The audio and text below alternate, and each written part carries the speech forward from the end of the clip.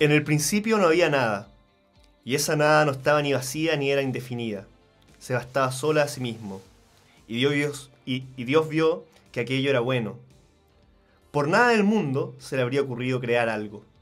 La nada era más que suficiente, lo colmaba. Dios tenía los ojos perpetuamente abiertos y fijos. Si hubiera estado cerrado, nada habría cambiado. No habría nada que ver y Dios nada miraba. Se sentía repleto y compacto como un huevo duro, cuya redondez e inmovilidad también poseía. Dios era la satisfacción absoluta. Nada deseaba, nada esperaba, nada percibía, nada rechazaba y por nada se interesaba. La vida era plenitud hasta tal punto que ni siquiera era vida. Dios no vivía, existía. Hola amigos, amigas. Estamos acá en la quinta entrega de nuestro podcast Abducción. Esta vez hablando de una novela de la cual les acabo de leer el principio. Los primeros tres párrafos. Esa novela es La metafísica de los tubos de Amélie Nothomb. Nothomb. Estoy aquí junto a Juan Carlos. Hola. Quisimos partir de este modo porque creemos que es una novela cuya potencia narrativa se nota desde la prosa misma. Entonces, qué mejor prólogo que esa misma potencia narrada, digamos, que la puedan escuchar y ojalá leer. Y quienes ya lo leyeron, volver a leerlo, ¿no? Sí, ¿sabéis que respecto a eso pasa que Amélie Nothomb, su estilo es muy característico? Me pasa que yendo a varias de sus novelas, reconozco un estilo que siento que me acoge, que me es conocido y que, bueno, y que me atrae, que me sigue atrayendo a leer más. Estoy sumamente de acuerdo, es súper particular, es de esos autores que uno dice, así escribe ella, sí. y no otra persona. Pero, bueno, vamos por parte, hablemos un poco de quién es Amélie Nothomb, esta belga no tan belga, porque no nació en Bélgica, ¿no? Sí, bueno, Amélie Nothomb nació en realidad en Japón, Sí. que por lo que dos de sus novelas más conocidas, Tu Pori Temblores y esta Metafísica de los Tubos, suceden en Japón. Uh-huh. De hecho, este relato de infancia, entendemos que hay un juego de autoficción importante en el que se habla de los primeros, o sea, de los primeros 4 años, Sí. o 3 o 4 años de la vida de Amélie Nothomb en Japón. Sí, es la primera infancia. La primera infancia. Y es curioso porque es tal su estilo que ella es capaz de sortear el mero imaginario de la novela de autoficción, aludiendo a la infancia, donde si yo te contara, oye, ¿sabes que estoy leyendo una novela de la infancia un poco autobiográfica de una autora? Lo que menos imaginaría es lo que ocurre en La metafísica de los tubos, que tiene el comienzo que les acabo de leer, que es hasta filosófico y hiperreflexivo, y que alude a la religión incluso, y que tiene múltiples brazos de donde tomarse. No es unidimensional esta novela. Sí, es un argumento que, dicho así, como lo dices tú, es muy poco atractivo y muy manido también, muy repetido, ¿cierto? Uh-huh. Pero tenéis razón que Amélie Nothomb logra hacer una especie de... Al comienzo, sobre todo, el primer capítulo es como... Es metafísica, metafísica. Sí, claro, el título en ese sentido está muy bien puesto. Y claro, es al comienzo, pero después sigue volviendo a esa idea. Nunca abandona esta idea de Dios, que además carga con cierto cuestionamiento o con cierta definición filosófica contraria a la que tenemos normalmente de Dios. Que parte con esta idea de un Dios inmóvil, como un tubo. Claro. Y que es una bonita metáfora, además, porque dice, no es ni siquiera un vegetal. Claro. Porque en el vegetal hay proceso. Claro. En cambio, en el tubo, las cosas entran y salen tal cual. Exacto. Sin ninguna... De hecho, sirve como una especie de intermediario, pero no hace nada. Exacto. Más que filtrarlas. Claro, y en esta reflexión sobre Dios entendemos que es una niña de 2 años que se imagina a sí misma como Dios. Uh-huh. Y bueno, este rollo que se pasa a Amélie Nothomb de la infancia, quizá podría tener sentido no sabemos, nadie recuerda, creo, lo que pasa antes de los... Me acaba de 10 años. recordar, de hecho, el Macedonio Fernández Mm, tiene en Continuación de la Nada, así se llama la novela, ¿no? ya. Si no me equivoco, esa es la referencia. Tiene una parte en que dice, antes de que yo naciera no había nada. Y cuando muera va a volver a haber nada. Que invierte esta idea de que nosotros somos como insignificantes, a que el mundo es insignificante ante nosotros. Que es un poquito lo mismo que hace Amelino Tom en este libro, jugando con la idea de, bueno, yo siempre he existido en el fondo. Claro. Y sin que suene soberbio nunca. Sí. Y sin que algo muy, muy extraño, sin que la filosofía que hay detrás, que no tiene que ver solo con Dios, sino que también tiene que ver, con, por ejemplo, con el rol del lenguaje, que es un tema hiper filosófico, pero nunca llega a sonar lo suficientemente pedante. De hecho, no suena para nada pedante, como si se tratase de una novela que necesita un montón de instrucción detrás. Sí, pasa que siempre en los libros de Amelino Tom nos encontramos con algunos tópicos clásicos. O sea, ella habla de pronto se tira unos comentarios sobre los griegos, sobre Venus, sobre la Mona Lisa, pero ella tiene una particularidad de estilo tan sutil que siempre que mete esos comentarios suenan muy naturales.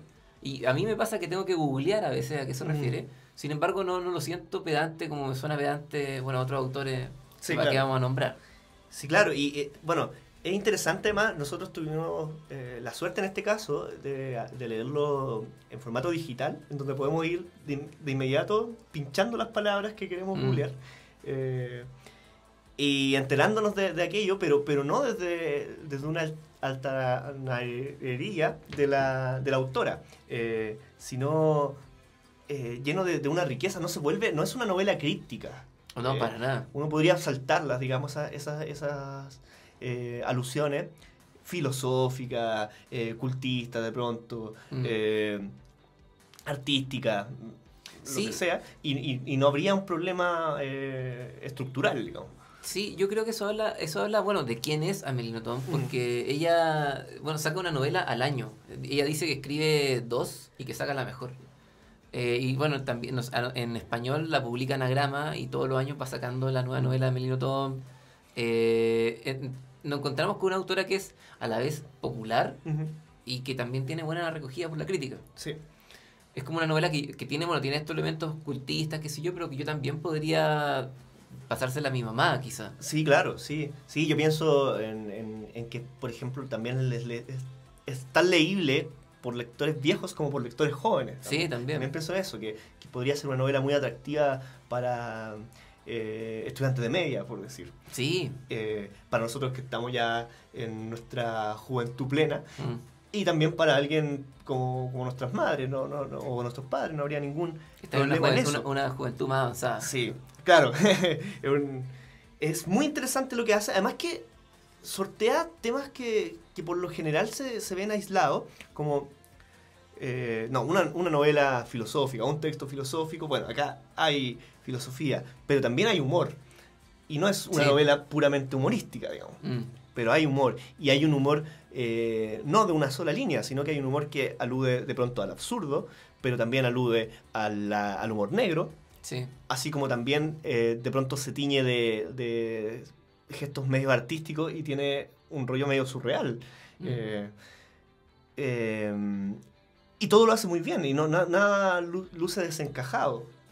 No, lo articula bien porque, vámonos al argumento de la novela. Nos narra en un comienzo los 2 primeros años de este ser que piensa que es Dios, pero que sin embargo no hace nada.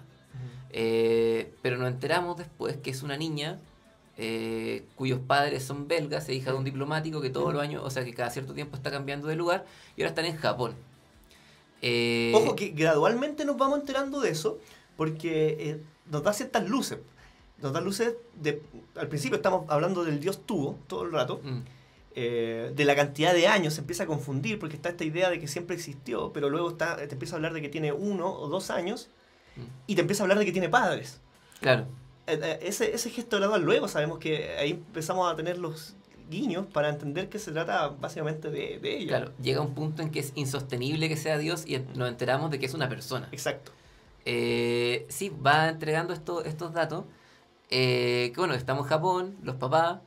Y bueno, ella, parte de la novela, o sea, parte importante de la novela, viene de una premisa que Amelino Tom declara que recuerda absolutamente todo.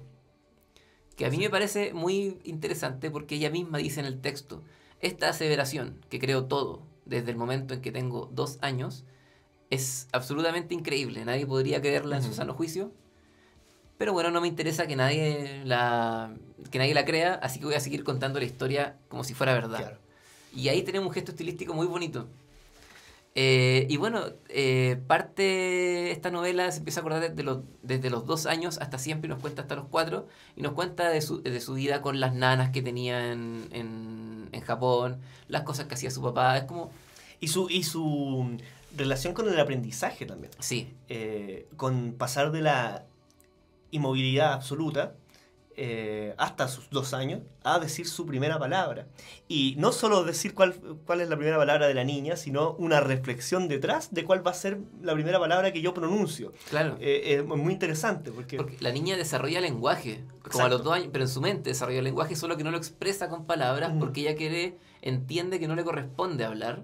Entonces no habla, oculta que habla a sus papás franceses. Sin embargo, a su nana japonesa le habla en japonés perfectamente. Pero oculta que habla, y antes de decir sus primeras palabras en francés, las piensa. Claro, y da una voltereta en torno a por qué los padres le dan tanta importancia a que la primera palabra sea mamá o papá. Claro. Siendo que podría ser, no sé, revolución, Claro. una cosa mucho más profunda. Ella misma se lo cuestiona, pues dice como, podría estar diciendo cosas mucho más profundas, pero yo sé que mis padres esperan que lo que diga es esto. Claro. Y por lo tanto lo digo. Claro. Y es curioso porque también elige no decir algo. Dice, ya, digo primero el nombre de mi mamá, luego digo el nombre de... no el nombre, sino digo mamá, digo papá, luego digo el nombre de mi hermana, y el que no digo es el de mi hermano. Claro. Porque era un buen pesado. Claro, el hermano siempre lo está molestando, entonces dice, no voy a nombrar por su nombre, Sí. Hugo creo que se llama. Sí. No voy a decir su nombre. Sin embargo dice aspiradora. Sí. Bueno, de hecho su sexta palabra, si no me acuerdo, casi termina un capítulo, es muerte. Muerte. Y claro, y el siguiente capítulo nos cuenta porque su palabra es muerte, que tiene que ver con la muerte de su abuela. Sí. Y es su primera reflexión también en torno a la muerte. Que es curioso porque ahí hay un gesto muy interesante en donde ella le pregunta, y por eso sabemos que habla japonés perfectamente, le pregunta a su nana por qué las personas mueren. Y la nana pareciera estar muy extrañada de que una niña, bueno, no parece estar tan extrañada de que le está hablando. Claro, está extrañada de otras cosas. Pero está extrañada de que le pregunte sobre la muerte, sobre todo porque ella no tiene las respuestas. Claro. A eso. No ha reflexionado en torno a eso. Y pareciera cuestionarlo, y le dice como, ¿por qué una niña está pensando sobre esto? Y a la narradora, a la vez, le dice, bueno, es lo más natural que que esté reflexionando en torno a la muerte porque yo tengo la muerte más cercana. Te hace pensar también en esa idea de que el no nacer es muerte, digamos. Claro. Antes de mi existencia, lo que hay es nada, y la nada es muerte. Una cosa claro. que también es muy filosófica la reflexión. O sea, la muerte es volver a la nada anterior. Exacto. Otra lectura, la vida, un pequeño paso entre dos nada, digamos. Por supuesto. Es muy, muy interesante lo que hace. Y todo esto que suena muy profundo y de pronto podría sonar pesado, les prometo que no lo es, y que fluye de una manera, aparte que es una novela cortita. Sí, se lee en un rato. Sí, tiene frases muy, muy potentes. Entonces, recapitulando, tiene humor, tiene reflexiones, tiene una historia bonita detrás, sí. Una historia interesante detrás, tiene estructura, sí. Y tiene buenas frases. Es de estas novelas que uno puede citar. Tiene lenguaje. Y el lenguaje creo que es una virtud que tiene, que pese a que nosotros la leemos traducida al español y por Anagrama, que sabemos que no es la mejor editorial traduciendo, Claro. Por lo españolísimo, claro, ¿no? claro, con intención de que se entienda en Latinoamérica, igual nomás el lenguaje está muy bien utilizado. Sí, coincido plenamente en eso. Se entiende un estilo y, no sé, bueno, le contábamos, o sea, hablábamos recién de algunas tallas, algunos chistes que se tira que son mínimos. Por ejemplo, cuando el uso de la palabra anadiómena. Cuéntanos de eso. En un momento se cae el papá de la Melino Tom, se cae a una alcantarilla, entonces y está lloviendo, entonces se llena de barro, se llena de caca, se llena de todo, y en algún momento lo rescatan, lo sacan con un cable y dice, y ahí va saliendo ese belga anadiómena.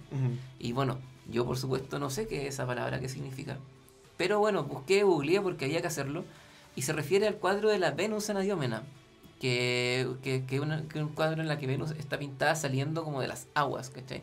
Entonces hacía este chiste en que comparaba a la Venus saliendo del agua con su papá saliendo del barro, ¿cachai? Y ahí un chiste a Melino Tom. Sí, y es un buen chiste, pero un chiste que necesita googleo. Claro, necesita o googleo. necesita ser una persona ultra culta que podría ganar pasapalabras con mucha facilidad. Claro. Y que no es nuestro caso. Pero tiene claro. otros chistes también que se ven mucho más fácilmente. Y siempre, nunca son metidos a la fuerza. Siempre caen a la perfección. Y acá hay otro que me interesa mucho, que cuando dice, los padres del tubo eran de nacionalidad belga. Por consiguiente, Dios era belga. Lo cual explicaba bastante de los desastres acaecidos desde el principio de los tiempos. Claro. Es bacán porque tiene un chiste político ahí también. Claro, o sea... Además, Amelino Tom, de hecho, según tengo entendido, también es muy crítica con la realidad belga. De hecho, su apellido, Notom, en Bélgica, tiene mala reputación porque se asocia a una familia de derecha. Es como que tuviera apellido Pinochet, así, no sé si Pinochet, pero quizás, no sé. No, Pinochet es un cargo, es una mochila brígida, ¿no? Pero no sé, lo sé, la B. Sí, también. Chadwick, como un apellido así tiene Amelino Tom. Entonces, como que ella también se haga cargo de esas cosas, habla de eso. Sí, y lo conjuga todo muy bien. Y hay algo que no habíamos mencionado, pero sosteniendo, a pesar de tener estas reflexiones, a pesar de tener humor, de tener un humor inteligente, tiene una inocencia que nos sigue remitiendo a la infancia de la cual nos está hablando. Lo que es muy curioso, muy difícil de hacer, ¿no? De imaginar. Es como si haces uno u otro, pero acá no. Amélie Nothomb parece hacerlo todo, y parece hacerlo todo muy completamente y en poquitas páginas. Sí, una curiosidad, digamos. De hecho, por lo general sabemos que cuando hablamos de un relato de infancia, que a mí por lo general hay algo que me molesta mucho, es que se toma la perspectiva del niño y por tanto se asume que no se entiende nada. Y en este caso no, nos presenta una niña que está en completo dominio, o sea, hay cierta inocencia, pero está en dominio de las cosas que suceden. Exacto. Pero a tal nivel que dice ser Dios, digamos. Sí, o sea... Y dice que hay pruebas de que es Dios, como todas están haciendo las cosas que yo digo. Como... Sí, es bonito, por ejemplo, ella empieza a vivir su vida a los 2 años, de ahí vamos a volver a por qué ella dice que a los 2 años nace, pero ella vive su primera primavera consciente. ¿Y qué es lo que pasa? Ella le dice a una flor que florezca, y como están en primavera, florece. Entonces ella dice, ¿qué explicación hay a esto más que yo soy Dios? Está claro que soy Dios. Y que es bonito porque igual remite a las explicaciones primigenias también de las cosas, como, no sé, rezarle a los dioses para que llueva, que es tan transversal, universalmente. Sí. Y bueno, tiene su gesto porque ella tiene 2 nanas, y hay una nana japonesa que es muy cercana a ella, pero la otra nana japonesa tiene el rencor de lo que ha hecho Occidente con Japón, y por lo tanto rechaza todo lo que puede venir de Occidente, incluyéndola a ella, que es una niña de 2 años. Y ella dice, qué raro, mi poder de Dios no funciona con esta mujer. Debo hacerle ver que funciona. Y en un momento le dice, tu jardín no va a florecer. Hace lo inverso, hace lo inverso. Sí. Pero se sorprende también de que eso no le importaba a esta mujer. Sí, la Kamashima-san, ella, exacto. La japonesa rencorosa, que de hecho es muy chistoso porque la Kamashima-san viene de una familia aristócrata y odia tiene más motivos para odiar a Occidente porque le robaron sus tierras los soldados gringos, qué sé yo. En fin, pero la Kamashima-san no trabaja. Deja que la otra nana, que es la más joven, que adora a la niña, haga todo. Y de hecho dice, bueno, yo no trabajo y esa es mi forma de protestarle a Occidente. Y es curioso porque, bueno, no trabaja, pero de todas formas se supone que trabaja en algo que es bastante degradante. Porque claro, él, o sea, no es O sea, no es una empresaria, digamos. Desde su perspectiva, por supuesto claro, que es degradante. venir de la aristocracia a terminar siendo nana, Claro. ese es el tránsito, digamos, en ese sentido degradante. De hecho, en el sentido estricto degradante, como bajó de grado. Lo que es muy, muy curioso y que explica esa resistencia y ese rencor absoluto. Pero también tiene una carga política atrás, porque que no es menor, que es, claro, hubo un impacto, una bomba que arrasó con toda esa aristocracia. Sí, po. Con toda, de hecho, con todo el modo de entender el mundo de un Japón que es el que vive Amélie, en este caso. Oye, tengo una cita, no tiene que ver con lo que estábamos hablando, pero sí con las reflexiones que se van colando entre medio y que se agradecen mucho y que las tira nomás, de pronto. Y hay una que me hace eco con el conflicto en torno al aborto.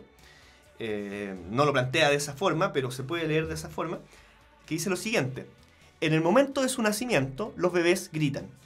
Ese grito de dolor ya es en sí mismo una rebelión, y esa rebelión ya constituye un rechazo.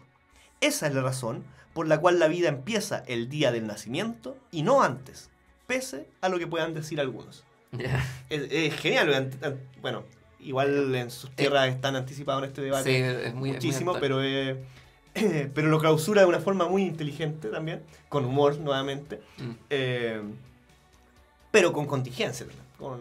Sí, sí, bueno, pasa que también está ese nacimiento y está el segundo nacimiento que plantea Amélie Nothomb, que tiene que ver con el nacimiento de la conciencia, ¿cierto? Ella dice que nace y que recuerda todo desde su nacimiento, pero que ella nació en verdad a los 2 años, porque empieza a tener conciencia de las cosas que pasan.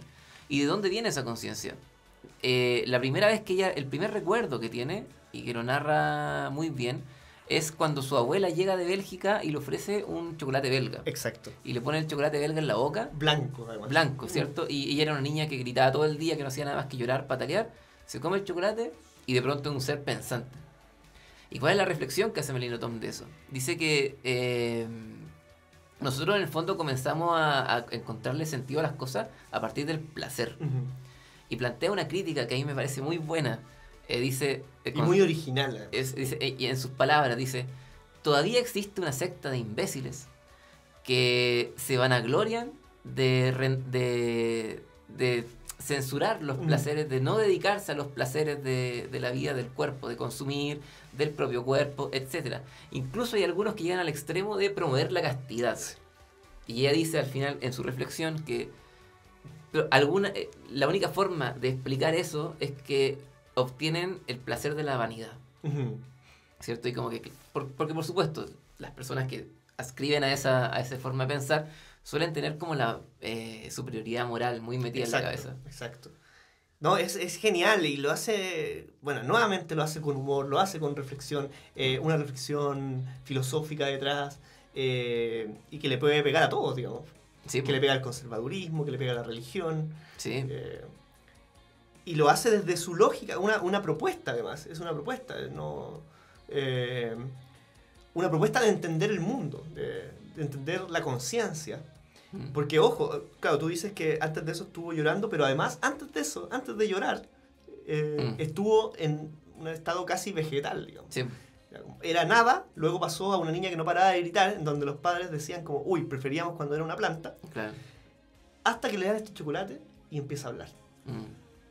Y ahí surge este rollo tan esencial para el ser humano, que es que el lenguaje finalmente es el que te hace persona. Sí.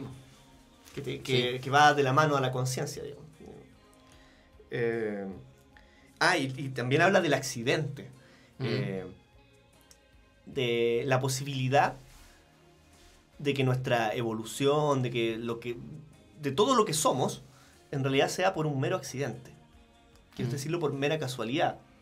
En términos filosóficos tiene que ver con la idea de acontecimiento, pero ella no ocupa el término acontecimiento como algo que pasó y de pronto permitió que todo siguiera ocurriendo, sino como accidente que uno podría usar la sinonimia de error incluso. Mm.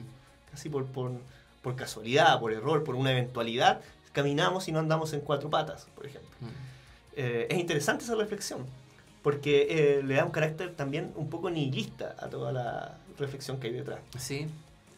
No sé si coincides conmigo. Sí, sí. Oye, y bueno, pero llega un momento, y esto va a sonar spoiler, pero les decimos que no es tan spoiler, porque esta novela en realidad su mayor valor está en la escritura misma, o uno de sus mayores valores, entonces no en la historia. Sí, es que no es una novela, ¿cómo te dije recién? Finalista. No una novela de final, digamos, claro. No una novela de final, es una novela de proceso. Sobre todo porque quizá la reflexión del comienzo es una de las que te deja más cosas, y el primer capítulo son las primeras 5 páginas. Las anécdotas se suceden como si fuesen cuentos de pronto, porque se van así como intercalando.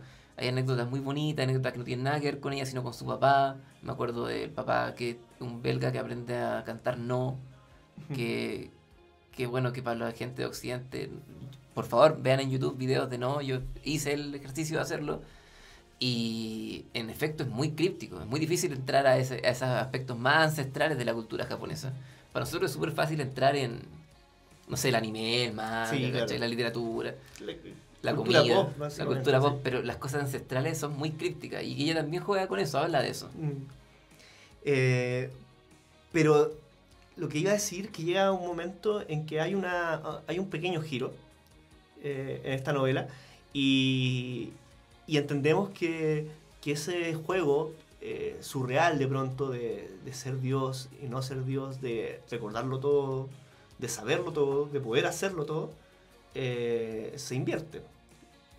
No sé, tú, por lo que conversamos antes, entiendo que querías referirte un poco a ese momento. ¿Cuál te referías al del final? Claro, sí. Ya, casi el final. Sí, lo que pasa es que hay dos partes de la novela, como que hasta un momento se nos refiere todo lo que ella piensa, y asumimos que así es, sí, ¿cierto? Pero hacia el final de la novela nos damos cuenta de que gran parte de lo que está sucediendo, en realidad todo está sucediendo en la cabeza. En la cabeza, en cómo ella interpretaba las cosas, en sus reflexiones. Pero que lo que estaba sucediendo en la realidad, los hechos no eran tales.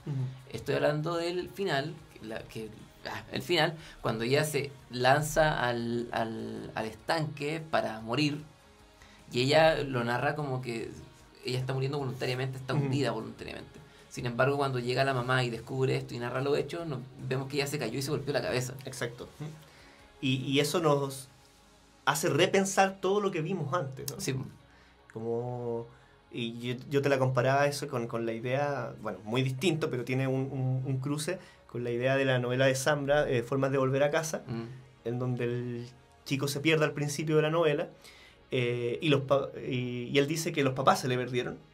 Claro. Y los papás dicen, no, pues tú te perdiste, y ganaron los padres. Claro. Y acá también pasa algo parecido, como finalmente lo que se sostuvo por alrededor de 100 páginas tiene su giro, y entendemos que, claro, ahí también estaba dentro de una conciencia infantil. Claro, que es muy engañoso, ese juego es muy engañoso, porque nosotros entramos en el juego de esta reflexión y creemos que ella realmente piensa. Y suena coherente. Sí, que se recuerda todo, sí, y que lo piensa de esta manera, y todos entramos en ese juego, pero al final ella nos está diciendo, igual lo engañó un poquito, sí, ¿cachai? Sí, y nuevamente está el toque humorístico, sí, en eso. Es el último chiste. Es muy ingeniosa, eso. Sí, es muy ingeniosa. Qué interesante sería conversar un día con Amelino Tom. Sí, nunca ha venido a Chile, ¿no sabes? Parece que no. Ojalá la Portales la trajeron. Pues la Portales yo creo que cátedra Bolaño. Sí. Sería bueno. O quizás la trajo y no lo sabemos. Sí. Lo que sería triste. Porque significa que lo perdimos. Nos perdimos de algo bacán. Pareciera ser que es una novela muy, muy recomendable por ambos, por lo que veo. Sí, se nota que nos entusiasma harto. Sí, y claro, eso significa que exhortamos a nuestro público a leerla. No solo esta novela, sino muchas otras. Yo no sé por qué esta, siendo una de las más famosas, no la había leído. Yo he leído hartas de ella. Yeah. Pero no había leído Metaphysical Tube, y la encontré a pesar que, claro, el estilo es similar siempre, pero esta está más sobrecargada de frases buenas. Sí, bueno, Metafísica de los Tubos, no lo hemos dicho, pero es la más reconocida de Amelino Sí. Tom. Justo con Estupor y Temblor. Justo con Estupor y Temblor, y justo las dos hablan de Japón, y nosotros estábamos justo tocando temas japoneses, así que como que todo calza. Pero sí, muy recomendable. Sí, es muy, muy recomendable. Tiene reflexión. A mí, en particular, me gustan mucho las reflexiones que tiene en torno al lenguaje y que a veces pasan casual. A veces las dice de manera explícita, pero a veces tan casual como lo siguiente. Dice, movéis, bueno, ahí se ve la traducción de anagrama, pero es lo de menos. En este caso no está muy cargado de aquello. Movéis los labios y de ello emana un lenguaje. Yo muevo los míos y solo sale ruido. Esta injusticia resulta insoportable. Gritaré hasta que mis gritos se conviertan en palabras. Es bacán este gesto porque parece ser un berrinche de niño, Sí. pero justamente así se piensa que surgió el lenguaje, a través de alaridos. De hecho, incluso hay una teoría que dice que los neandertales, la primera palabra que surge pudiese ser un garabato. Ya. Y tiene que ver con que los garabatos se almacenan en una parte del cerebro distinta a la de las palabras. Y es una parte más prehistórica, más arcaica. Que estaba, por ejemplo, en los neandertales, que estaba en el Homo erectus. Y en cambio el órgano, la parte del cerebro, del lenguaje como lo conocemos hoy en día, está en el cerebro del Homo sapiens, y no en las otras versiones. O sea, tú Entonces, decís que al principio se gritaban concha de tu madre. No, o sea, es más... Bueno, probablemente sí. Pero es más trivial que eso. Es como, imagínate, estáis cazando un elefante. No, ¿cómo se llama? Un mamut. Y de pronto se te va en collera. Tu reacción, tu alarido, es un garabato. Sería un probablemente. garabato, sí. O sea, tu primera reacción sería un garabato. O estar juntando dos piedras para sacarle filo Y te pegáis pegan en el dedo, un garabato. Y de ahí el origen del lenguaje. Es una teoría que se baraja, pero tiene mucho sentido, sobre todo anclado no tanto en la casualidad del golpe, sino en la idea de que justo la parte en donde se almacenan las groserías es una parte más arcaica del cerebro. Y esto es lo que explica que las personas con Alzheimer puedan olvidar muchas cosas, pero los garabatos no los olvidan. Ah, mira. Porque no esa es la parte del cerebro que se problema. Bueno, ahí se nota la diferencia de formación, ¿cachai? Porque tú estás formado en la Portales, ¿viste? Tenéis como esos datos bacanes. La beta cognitiva. Claro, a mí, formado en no quiero ni decir, en esa universidad... Conservadora. Claro, criticable, bueno, digamos que... Pero muy prestigiosa. Pero muy prestigiosa, cuyas iniciales son PUC.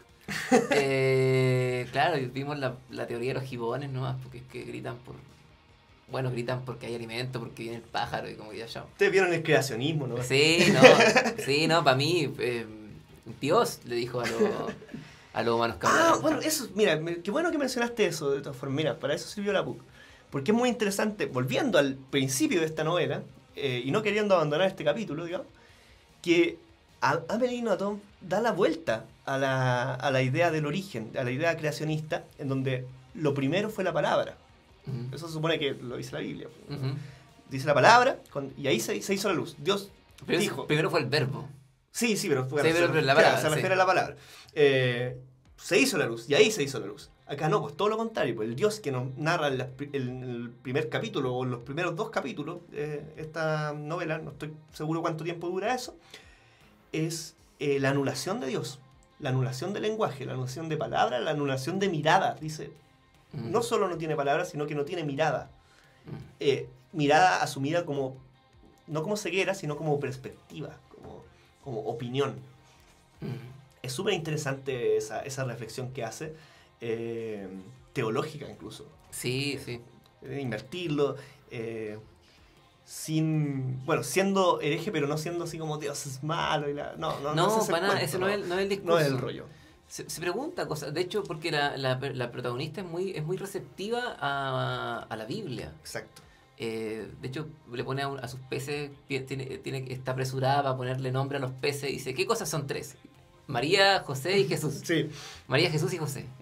Y hace una alusión en algún momento a Dios estirándole la mano a Adán.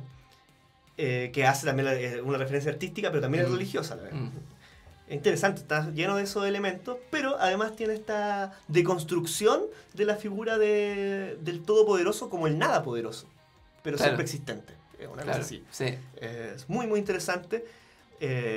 Por mi parte les recomiendo a esta autora, esta novela en particular, creo que es la que más me ha gustado de ella, a pesar de que me han gustado muchos más. Así que léanla, sí, léanla, destaquen esas frases. Está bien posicionada y tiene esa prosa propia de ella, exclusivamente de ella. Sí. Que es lo que ocurre solo con algunos autores, que uno los lee y dice, este es él. Sí, sí. Sin necesidad de leer de saber qué estás leyendo. Como te lees una frase y dices, esa frase me suena como a ella, y claro, es ella. Eso amigos, eso amigas, los dejamos esta vez, no sé cuántos minutos tuvimos hoy, pero se nota que nos apasionamos bastante por la novela y es una pasión real, así que ojalá... Sí, no estamos auspiciados por Anagrama. Para nada, ojalá estuviésemos. Ojalá, Anagrama. Bueno, nosotros queremos ser influencers literarios, quizás. En algún momento, si alguna editorial quisiera mandar... Sí, no sería malo. Y también para lograr eso les pedimos a nuestros escuchas que compartan este episodio y los anteriores. No solo lo escuchen, compartan este espacio para que podamos seguir haciéndolo. Lo haremos bisemanal ahora, porque básicamente nos costaba organizarnos semana a semana. Sí, no es tan fácil. No es tan fácil. Pero lo seguiremos haciendo y nos gusta hacerlo, así que valoramos también su recepción, cualquier comentario que tengan, no duden en mandarlo por nuestras redes sociales. Eso, hasta chao. Chao, chao.